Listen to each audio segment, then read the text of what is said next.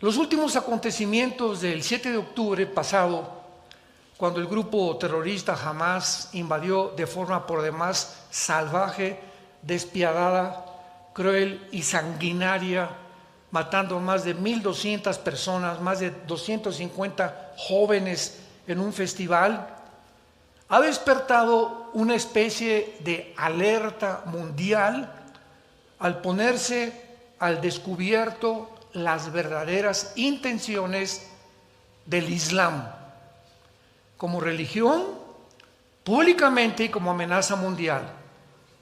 Esta serie que acabo de iniciar, la futura invasión islámica, esta es la número 2, la número 1 la prediqué en otra iglesia. Es una serie que está dedicada a examinar de qué forma finalmente lo que en la cruz vimos fue el odio y el amor. El odio de una humanidad contra un hombre colgado, pero un odio acérrimo que no les había hecho nada.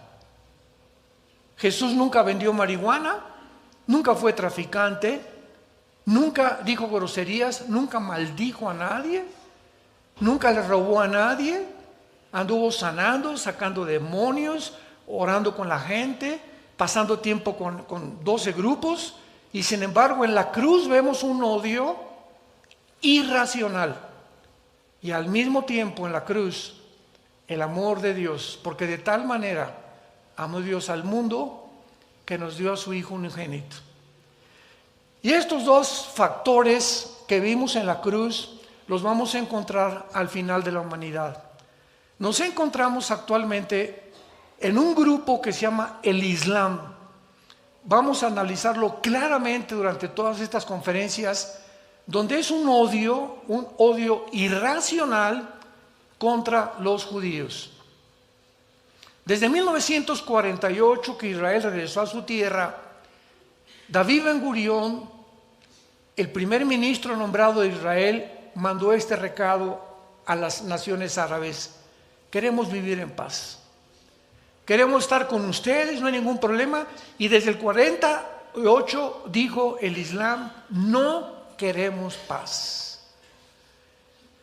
Vino inmediatamente una guerra, el 15 de mayo, 24 horas llegando los judíos, les lanzaron la guerra, el 56 por el canal de Suez, el 65 en la guerra de los 6 días, el 73 en la guerra de Yom Kippur, y al darse cuenta en 1973 las naciones árabes de que no podían con Israel, porque de una forma milagrosa se sobreponían a los ataques y les ganaban, siendo infinitamente menor su grupo militar, sus tanques y sus aviones que sus enemigos, comenzaron a formar grupos terroristas.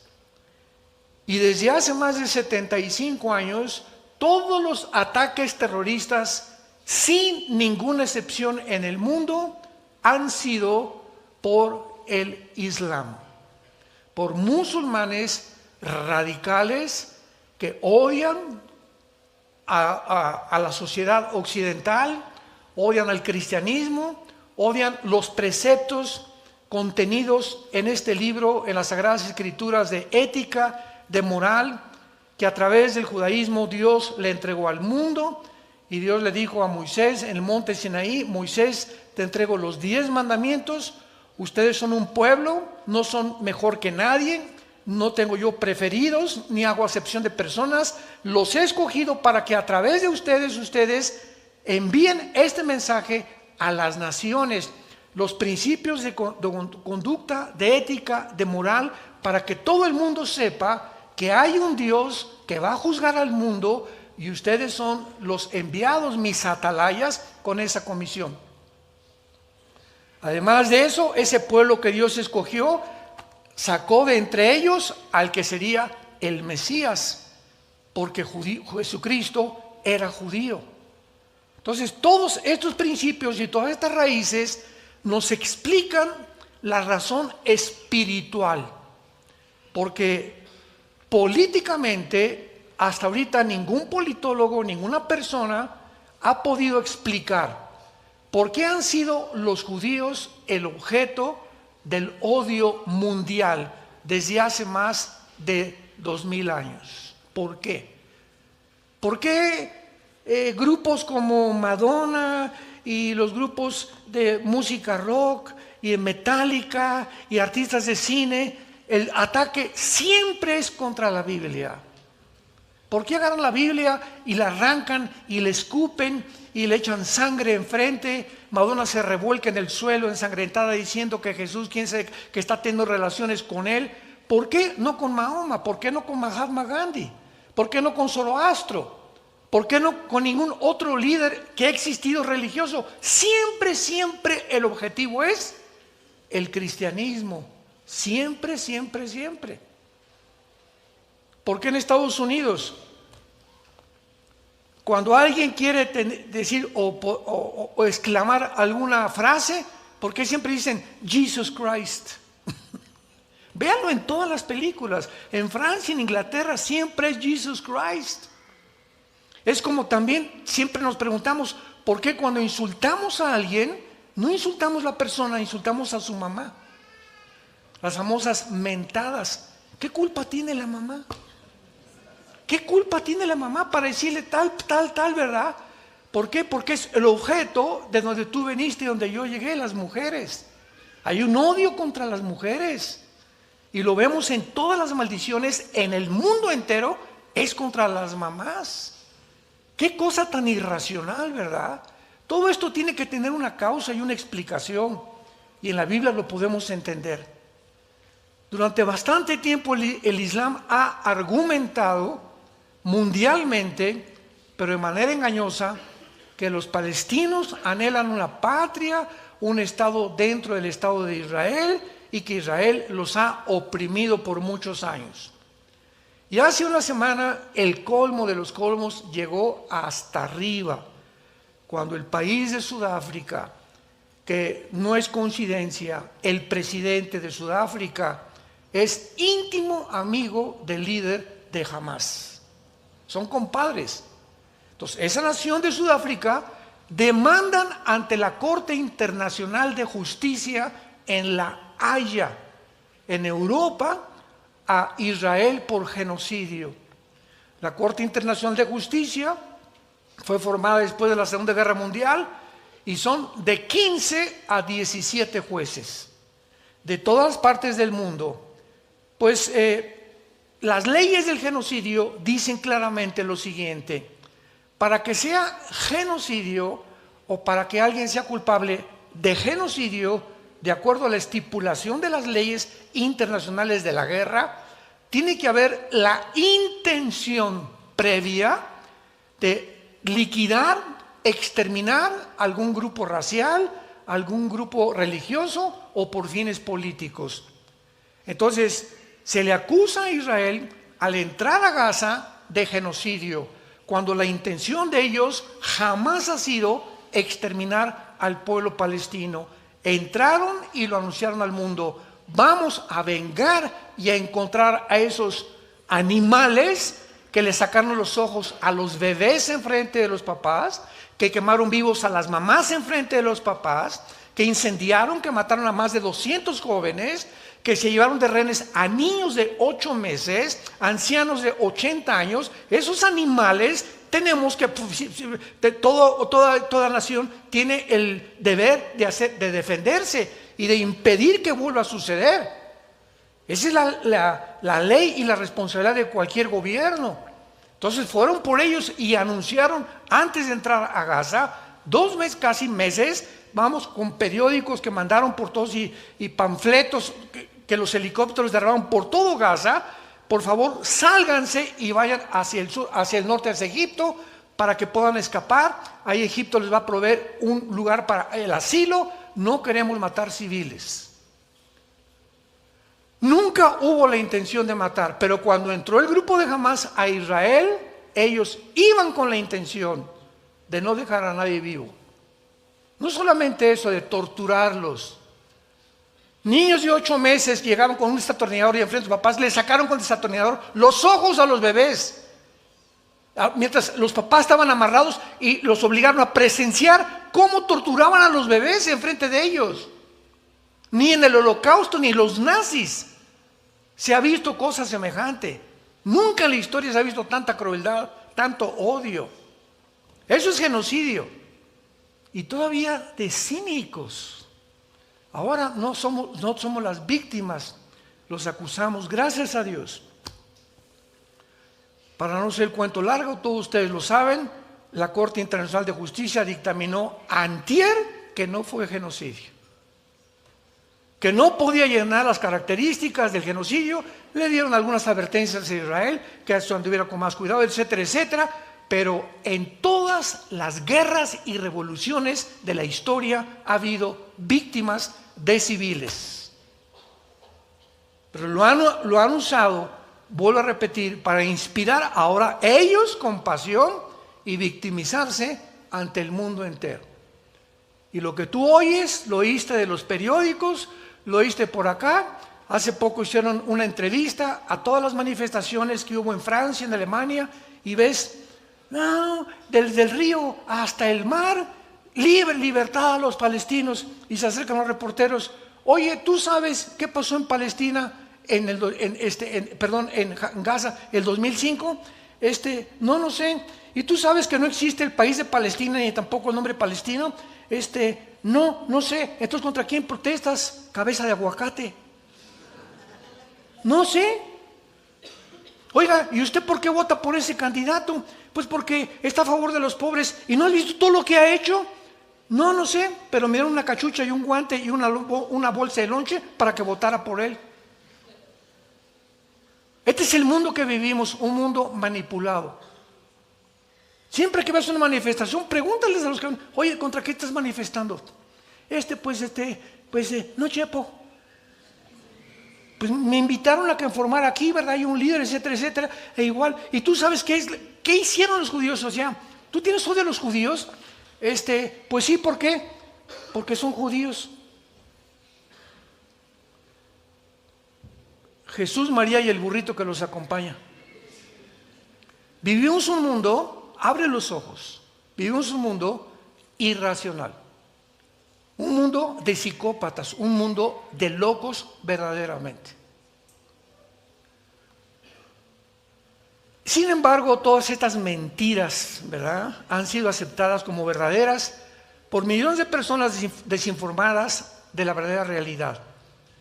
Yo les suplico, les ruego, les pido que oigan la última serie que acabo de predicar, El caos en el Medio Oriente. Fueron 9 conferencias. La encuentran ustedes en YouTube. Son 9 conferencias que di explicando detalles, fechas, exactamente, porque no quiero más perder el tiempo con eso, lo que pasó en Gaza, lo que pasó el 7 de octubre, qué dicen los diccionarios de los genocidios, del apartheid, qué es esto, por qué se les acusa de esto, etcétera, etcétera. Claramente todo para que pueda el mundo darse cuenta de la verdad. Y ustedes como cristianos, abran los ojos y no te dejes llevar por tu amigo de la secundaria o de la preparatoria o tu amigo médico que no saben nada ni siquiera de lo que están hablando. No, sí es cierto, los judíos y esto y el otro y por aquí y por allá. Cállate la boca. ¿Sabes los antecedentes que hay detrás de todo esto? Antes de poder ni siquiera expresar tu opinión. Abstengámonos de hablar barbaridades cuando ni siquiera tenemos el conocimiento claro de los verdaderos acontecimientos.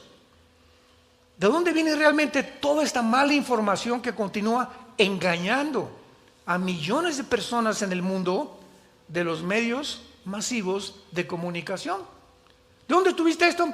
Lo que dijo CNN, lo que dijo la charrita del cuadrante, lo que dice esta estación, lo que me dijo mi maestro, lo que me dijo mi amigo de la secundaria y mi preparatoria. Y esto es a lo que yo me enfrenté hace 48 años. Tengo 48 años de predicar el Evangelio.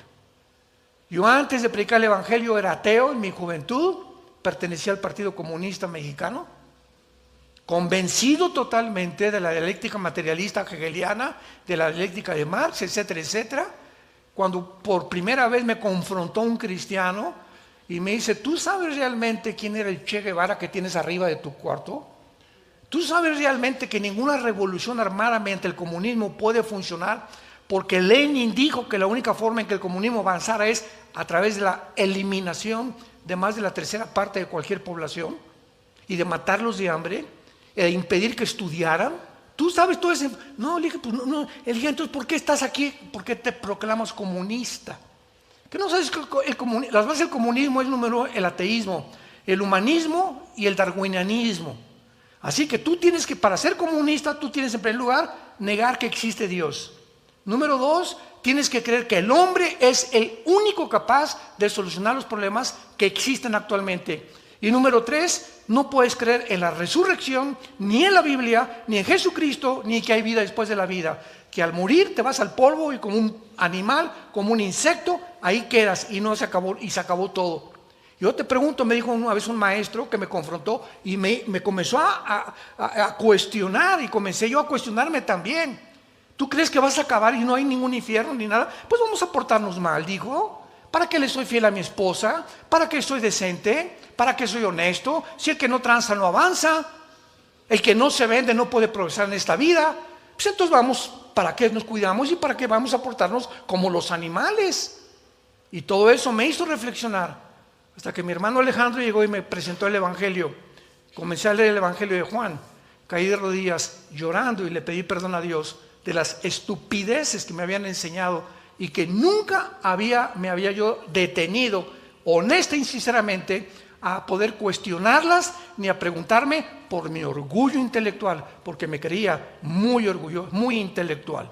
En esa época, si eras comunista, eras intelectual, eras cristiano, eras un tonto, porque así nos tachaban: los cristianos son unos tontos. Veamos nosotros que podemos argumentar y concluir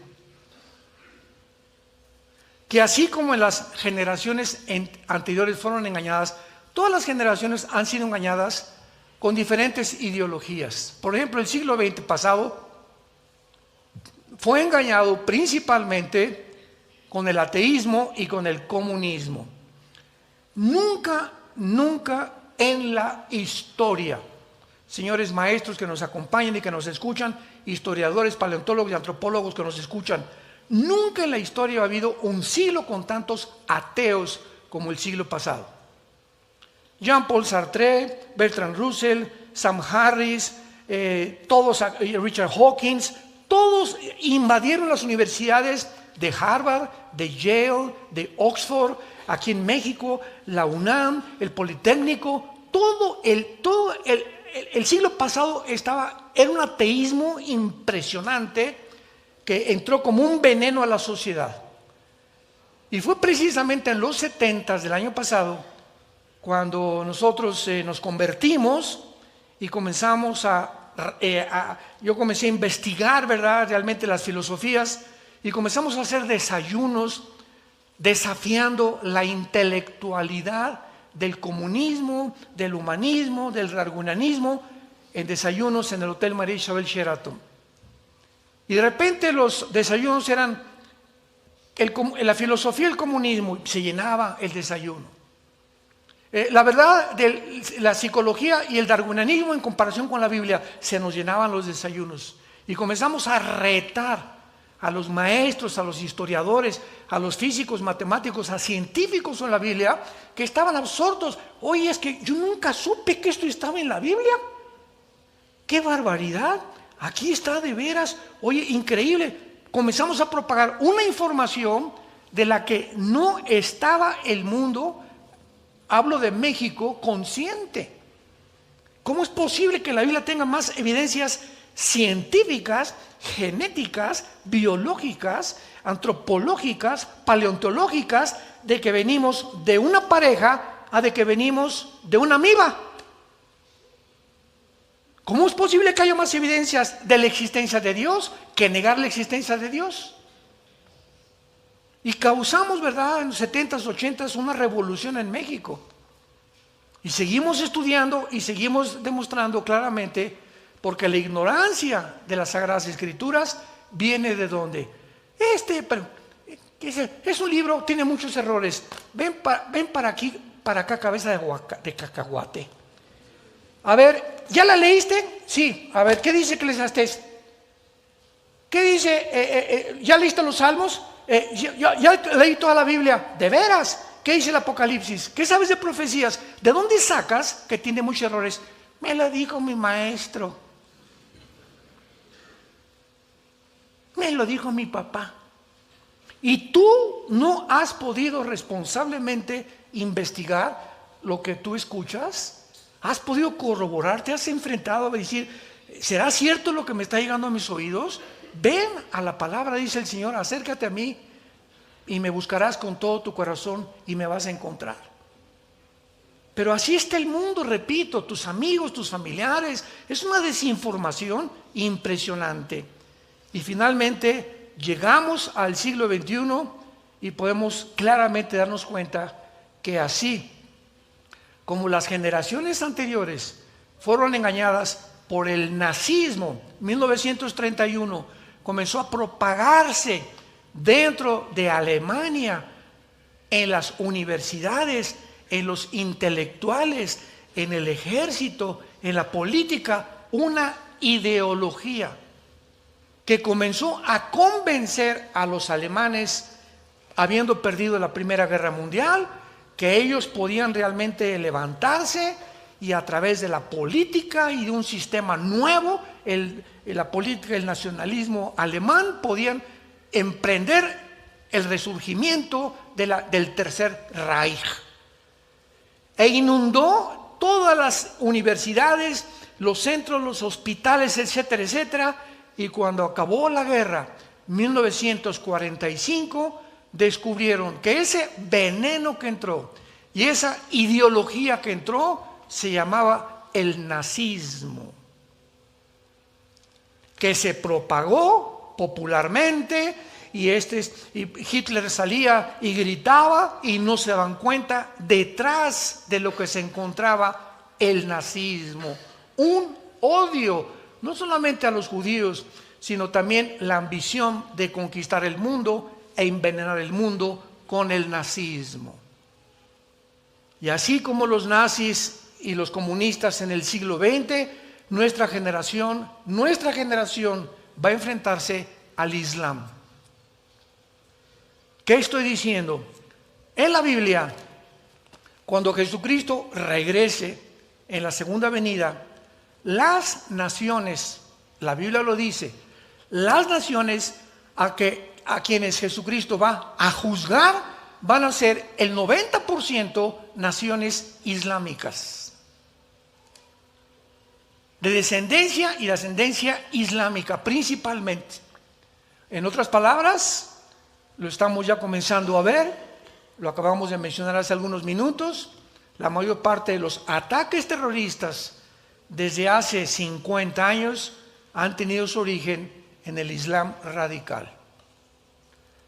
Es un choque actualmente de civilizaciones entre el odio y entre el amor. ¿Por qué nunca, escuchen, el presidente Bush, el Papa Juan Pablo II, el presidente Biden, el presidente Obama, los presidentes anteriores, Eisenhower, desde que vieron el problema en el Medio Oriente, todos han dicho dos opciones, dos naciones juntas? Permitan los judíos que ahí en Israel haya un Estado palestino. Y ahí se acabó el problema. La origen del problema es que quieren un Estado los palestinos islámicos o los árabes islámicos y no se les permite. Los tienen arrinconados, los tienen encarcelados en Gaza, que tiene 50 kilómetros de largo, 2 millones de palestinos, y ese es el problema, que los tienen oprimidos. Eso es lo que se ha enseñado, desgraciadamente. La Constitución, por favor, apúntalo y búscalo tú en Google o en Wikipedia. La Constitución del Estado que se formó por Yasser Arafat en los 70s, 80s, para la liberación del Estado de Palestina, en la Constitución, tiene más de 30 artículos, lo declaran y lo estipulan claramente. Nuestra meta no es ningún estado dentro de Israel. Nuestra meta es la exterminación del Estado de Israel y matar a todos los judíos. Mientras tú pienses así, ¿cómo te voy a dejar meter a mi casa? Mi vecino me acaba de decir, ¿sabes qué, Armando? Que tengo como meta matarte. ¿Me invitas a tomar café? Por el amor de Dios. Y los demás vecinos, ay, Armando, no deja meter el café, pobrecito, le está pidiendo que quiere ser su amigo. No es cierto, porque su verdadera intención no es el café. Él me dijo que me quiere matar. Entonces yo nunca podré abrir mi casa a una persona con esas pretensiones, por el amor de Dios. Esto es lo que impide que pueda jamás, hasta que Cristo venga, este odio no se va a acabar. Es una guerra entre odio y entre la incivilización y la civilización. Es un choque de civilizaciones. El choque que estamos presenciando actualmente en el mundo no es un choque de religiones o de civilizaciones, es un choque entre dos eras opuestas, el Oriente con el Occidente. Es un choque entre una mentalidad que pertenece a la Edad Media y otra que pertenece al siglo XXI. Allá piensan que las mujeres no sirven más que para acostarse y para hacer la comida. Allá en el Oriente no piensan más que las mujeres tienen que taparse la cara desde arriba hasta abajo. Allá piensan que pueden tener 4 o 5 mujeres. Allá piensan que solamente la religión, no el Estado, tiene que gobernar. Es un choque de la Edad Media. Allá en el Oriente piensan, aman la muerte. Nosotros amamos la vida en el Occidente. O sea, para ellos ponerse bombas y aventarse y matar a 15, 30, 50 personas, lo están esperando 72 vírgenes en el cielo con Alá. Ellos aman la muerte, quieren morir. ¿Cómo puedes enfrentarte a alguien, un enemigo que ama morir? Que está esperando que realmente puedan morir por causa sagrada del Corán. Es un choque entre la civilización y el atraso, y lo civilizado y lo primitivo, entre la barbarie y la racionalidad. Vemos lo que hicieron ahí el 7 de octubre, fue una barbarie. Es un choque entre la libertad y la opresión, entre la democracia y el totalitarismo. Por causa de que Israel es la única nación en el Medio Oriente, es la única democrática, dicen los musulmanes, estos no tienen ni nuestras tradiciones, ni nuestra cultura, ni nuestra religión, ni nuestra percepción del mundo, ni nuestra cosmovisión. No pueden vivir en medio de nosotros. Tenemos que echarlos al Mediterráneo. Jamás lo vamos a aceptar en medio de nosotros, porque son diferentes a nosotros. ¿Saben cómo se llama eso? Racismo. Racismo puro. La ONU, la Organización de las Naciones Unidas, está en contra del racismo. Es un choque entre los derechos humanos y la violación de estos derechos, entre quienes tratan a las mujeres como bestias y entre quienes las tratan como seres humanos. Es un choque impresionante al que el mundo ha llegado, entre dos hemisferios que pensamos completamente diferente. Y para entender todo esto, tenemos que entenderlos a ellos. Este fue el error más grande de Estados Unidos, de Norteamérica, principalmente el 11 de septiembre del año 2001, cuando 19 terroristas musulmanes se subieron a 4 aviones comerciales y se lanzaron contra las Torres Gemelas. Uno iba otro contra el Pentágono, otro iba contra la Casa Blanca, pero cayó en Pensilvania porque los tripulantes impidieron finalmente que los terroristas llegaran a la Casa Blanca.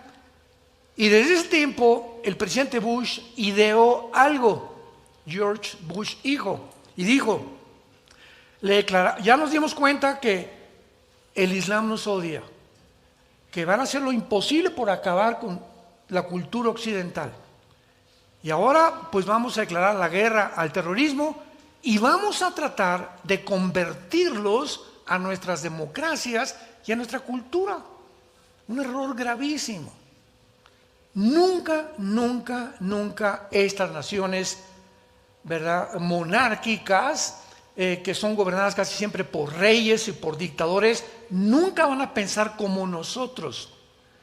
Y cuando nosotros queremos forzar a alguien de otra cultura, de otra tradición, de otra religión, que piense como nosotros, va a haber un choque, va a haber una confrontación, va a haber tensión.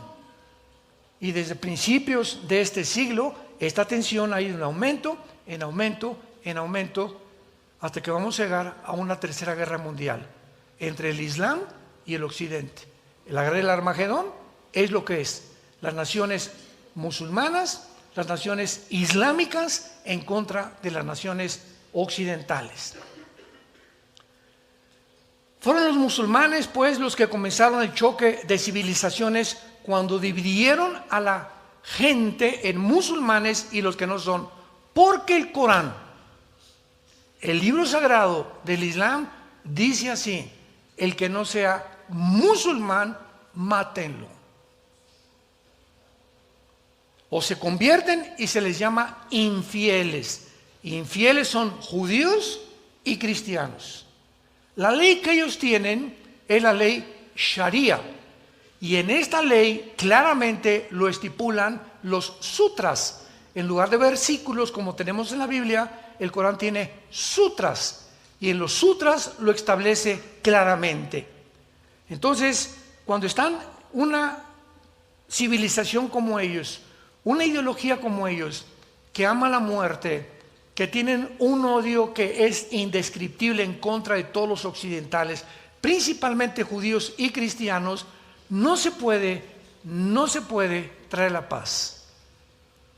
Entonces ellos quieren finalmente establecer el califato, la ley Sharia, en primer lugar en el Medio Oriente, como lo intentó el grupo terrorista ISIS, que comenzaron a creer que el Medio Oriente iban a ser el Mahdi, el Mesías, que va a ser el anticristo para nosotros, el Salvador supuestamente para ellos. Hasta en su misma escatología y teología, todo le robaron a la Biblia, porque el Islam nació 600 años después del cristianismo. Entonces hay cantidad de cosas que en el Corán tiene que sacaron de la Biblia, como la guerra que vamos a estudiar de Ezequiel 38 y 39, que va a ser la base de esta serie, la amenaza del Islam, porque no hay dos capítulos en toda la Biblia con tantos detalles que describan claramente la invasión final del Islam en contra del cristianismo, del judaísmo y de las naciones occidentales, como Ezequiel 38 y 39. Cualquier persona racional actualmente puede describir la realidad contemporánea que estamos viviendo.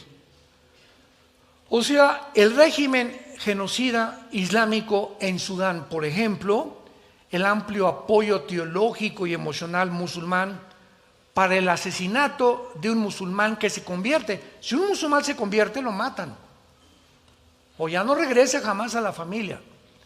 Convertirse en un musulmán y abandonar el Islam es para ellos casi pena de muerte. El estado primitivo de los países islámicos, como mantienen a las mujeres, la celebración que hacen de la muerte, etcétera, etcétera. Ahora parece que cuando ya estamos despertando los occidentales ante todo esto que está pasando, podemos ver a una incivilización, un grupo de personas salvajes que ganaron a los nazis, a los bárbaros, a los vikingos, al ejército de Gengis Khan, de Aníbal y de cualquier otro gran líder que tú me puedas mencionar. Estas personas están completamente endemoniadas, porque sabemos que el odio, ¿de dónde viene? De Satanás. Él es el príncipe del odio y de la mentira. Ahora veamos algunas verdades, amenazas del Islam. Millones de personas fueron engañadas por el nazismo, ya lo vimos, y con el comunismo, lo mismo, que siguen ignorando la amenaza del mundo islam actualmente. Hay más de 1.000 millones de musulmanes en el mundo. Y si solo de estos 1.000 millones, escuchen estas estadísticas, Si solo el 10% creen en el Islam de Hamas, los talibanes, el régimen de Sudán y la yihad islámica, la invasión de mezquitas en Londres y Hezbollah, es difícil creer que solo 1 de cada 10 musulmanes apoye cualquiera de estas ideologías, lo cual significa un verdadero enemigo de por lo menos 100 millones de personas. En el caso que el 90% del Islam se convirtiera. Síganme con mucho cuidado. Este gran número de seres humanos que tratan de destruir la civilización moderna representan una amenaza sin precedentes. Nunca la civilización había tenido que enfrentarse a un número tan elevado, ni los nazis que pudieran destruirla. Los nazis nunca dijeron, eres nazi o te mato. Simplemente, eres judío y te mato.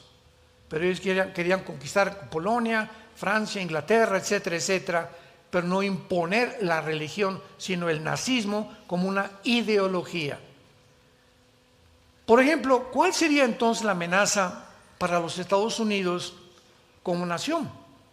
Porque ellos tienen 2 objetivos aquí en Occidente que destruir. Ellos tienen en su mente, si no destruimos Estados Unidos, no podemos acabar con Israel.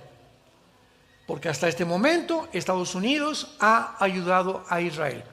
Aunque sea hipócritamente, como lo hace Joe Biden actualmente, porque es un hipócrita este presidente, ayuda a Hamas y también ayuda a Israel, y así está entre dos. O sea, es una persona sin convicciones, aún como tú lo quieras describir, está ayudando a Israel todavía.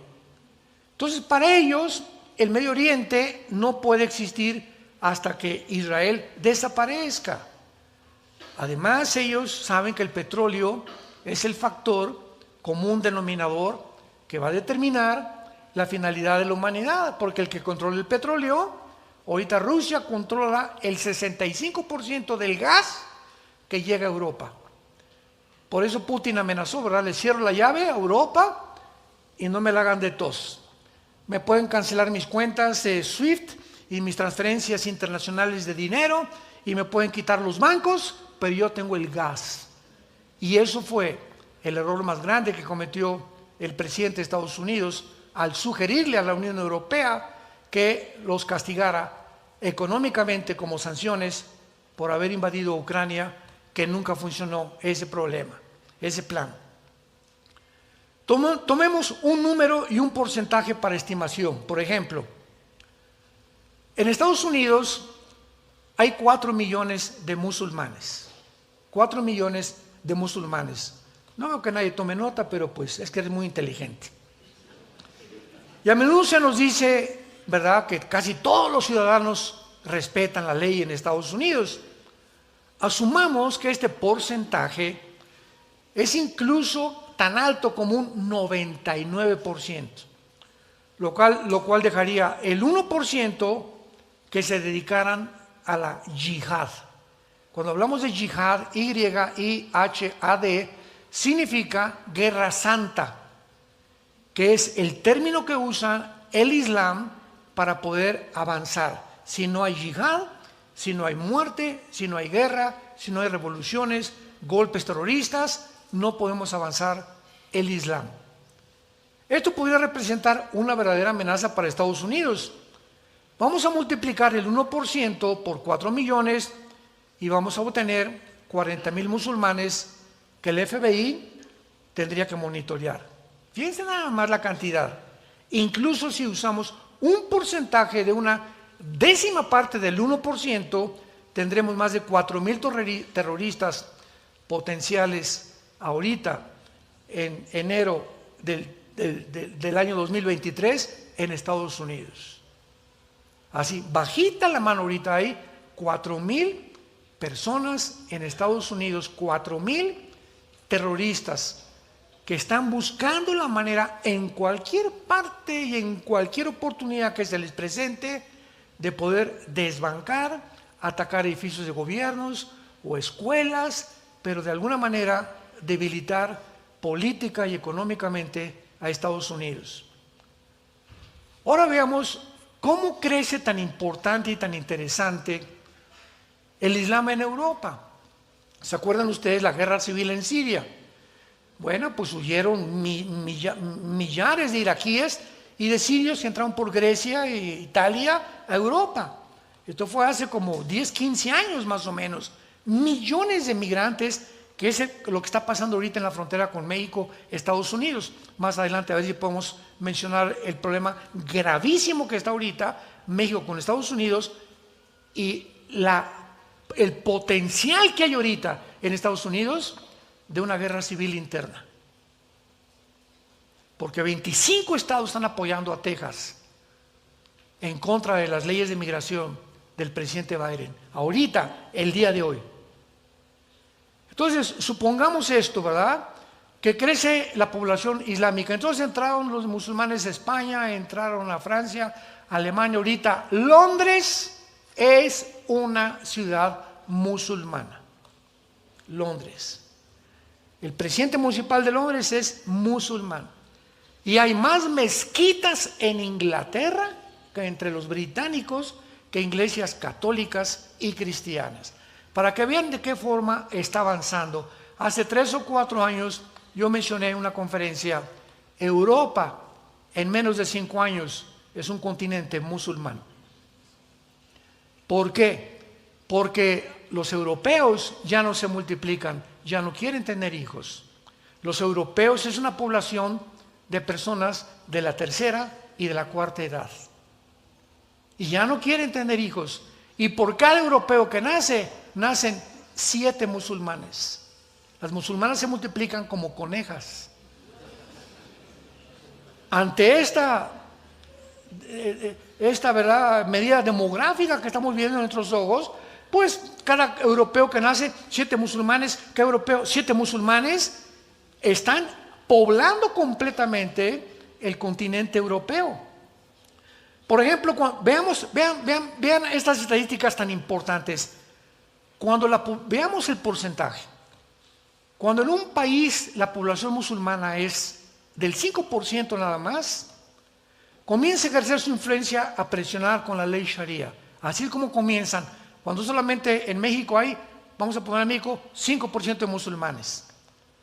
Cuando alcanzan el 10% en un país, que en muchos países europeos, comienzan a ejercer influencia y a percibir mayores niveles de violencia y de desorden. Vean cómo operan el Islam. Cuando alcanzan el 20 o el 30% de influencia en un país, comienzan a provocar disturbios callejeros, asaltos a comercios, incendios producidos por la yihad e inclusive bombardeando iglesias. Cuando alcanzan el 40 o el 50% como es Bosnia y en el Líbano, experimentan masacres y ya entran a guerras con milicias. Y cuando al menos la mitad de la población es musulmana en un país, comienzan a perseguir a los infieles, a los que no son musulmanes, y la ley Sharia se comienza a aplicar a todos los ciudadanos. Y finalmente, cuando después en un país llegan al 80% como Irán, son casi el 80% de musulmanes, Siria, Nigeria, Sudán o Etiopía están comprometidos a la persecución y a la intimidación y a la declaración de la guerra contra los cristianos. A veces el genocidio estatal se desarrolla intentando purgar al país de todos los infieles.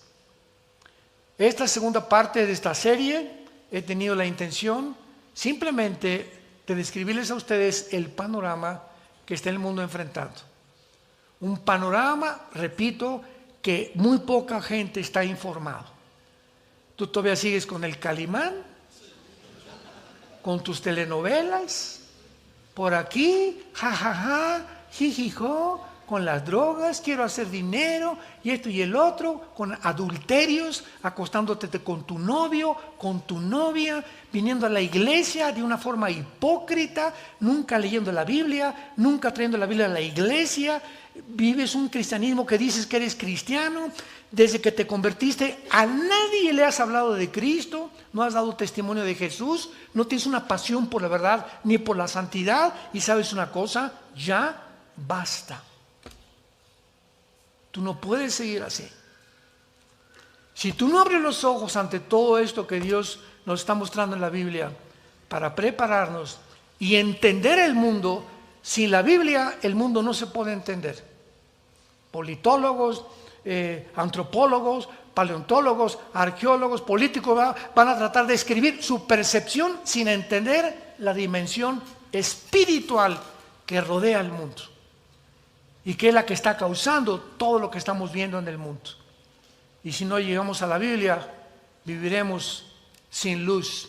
Jesús dijo: yo soy la luz del mundo, y el que me sigue no andará en tinieblas. Hay caminos que parecen derechos, pero su fin es camino de muerte. ¿Cuál es la luz que te está guiando a ti? ¿Marx? ¿Demóstenes?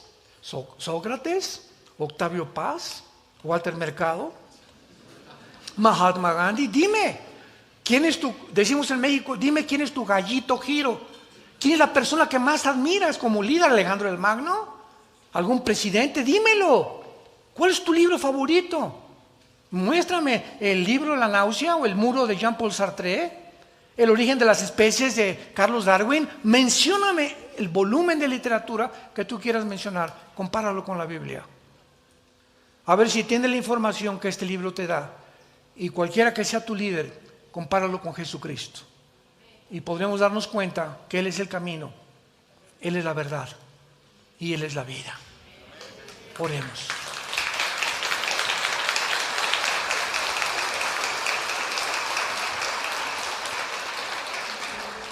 Bendito sea el Dios y Padre de Jesucristo nuestro Señor,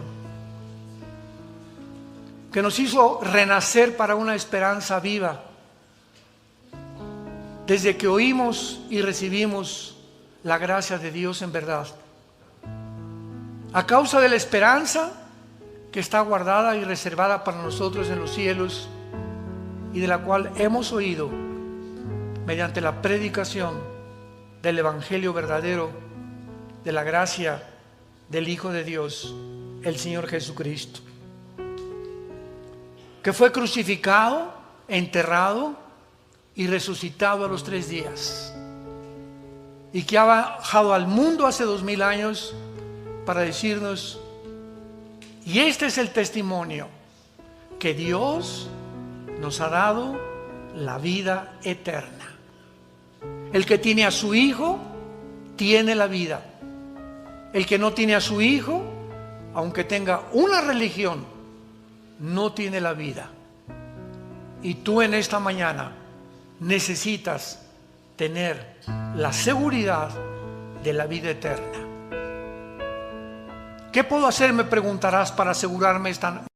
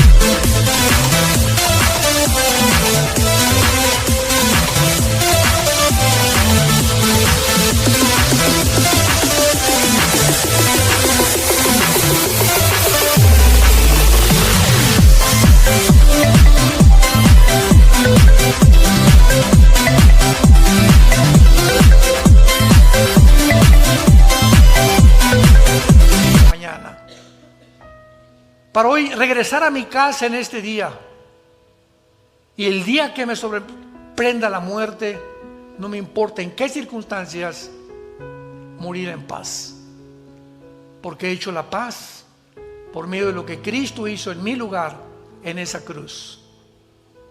Dile a Dios con todo tu corazón: perdona mi vida, Señor.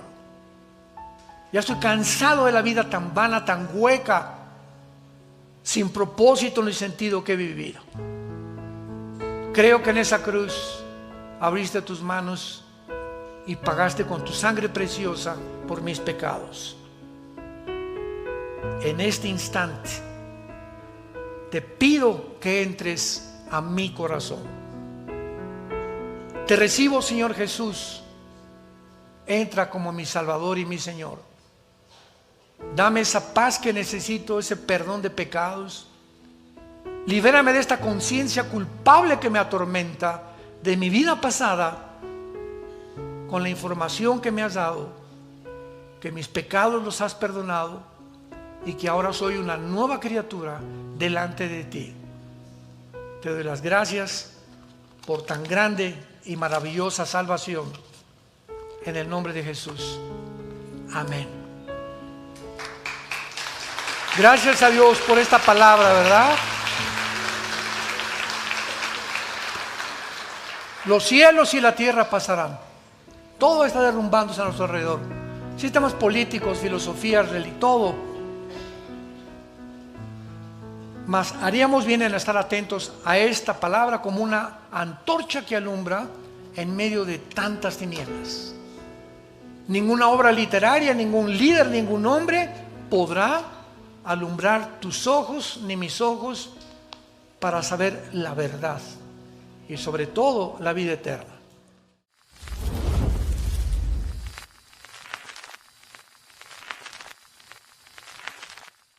¿Qué tal? Me da muchísimo gusto saludarles y quisiera simplemente comunicarles que gracias a todos ustedes a través de todas las naciones en el mundo que aman la palabra de Dios y que realmente están interesados en que nosotros como organización Vida Nueva para el Mundo continúe predicando el Evangelio de la gracia de Jesucristo, podamos nosotros continuar haciéndolo gracias a sus donaciones. Este año cumplimos 46 años de ministerio, 46 años donde hemos predicado, pensamos y consideramos de una forma fiel el Evangelio, la sana doctrina de Jesucristo. Nosotros con todas estas donaciones tenemos que sostener pastores, misioneros, obras, equipos de televisión y aún continuamos buscando la manera de poder elevar este ministerio. Hasta este momento quiero que ustedes estén enterados, no tenemos una sola propiedad. Y así hemos trabajado durante 46 años porque le damos la importancia a la evangelización, a las misiones y también a los hombres de Dios para levantar más pastores.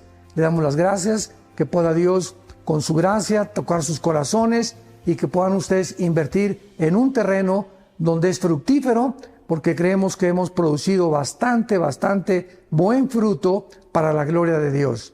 Gracias por sus aportaciones y por las donaciones que sabemos ustedes continuarán haciendo para que podamos continuar siendo fieles en la predicación